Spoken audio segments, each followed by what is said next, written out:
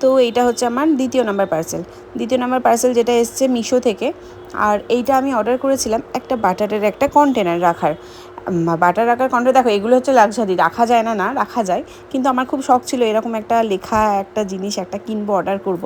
তো আমি কদিন আগে লেক মলে গিয়েছিলাম, তো ওখানে মার্কেট 99 যে শপটা আছে ওখানে না দামগুলো মোটামুটি অ্যাফোর্ডেবল, বাট একটা দেখেছিলাম তোমার হচ্ছে টিনের, সেটার দাম ছিল 899, মানে 900 টাকা।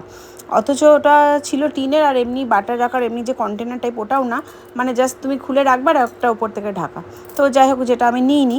তো এইটা এসছে, আমি অর্ডার করেছিলাম মাত্র 500 টাকা দিয়ে। দেখো কত সুন্দর এসছে, আর পুরোটা সিরামিকের এসছে, যেমনটা চেয়েছিলাম তেমনটা। এত সুন্দর লাগছে না বাটারে, এটা মনে হচ্ছে রাখবো না, এভাবে সাজিয়ে গুজিয়ে রেখে দিই।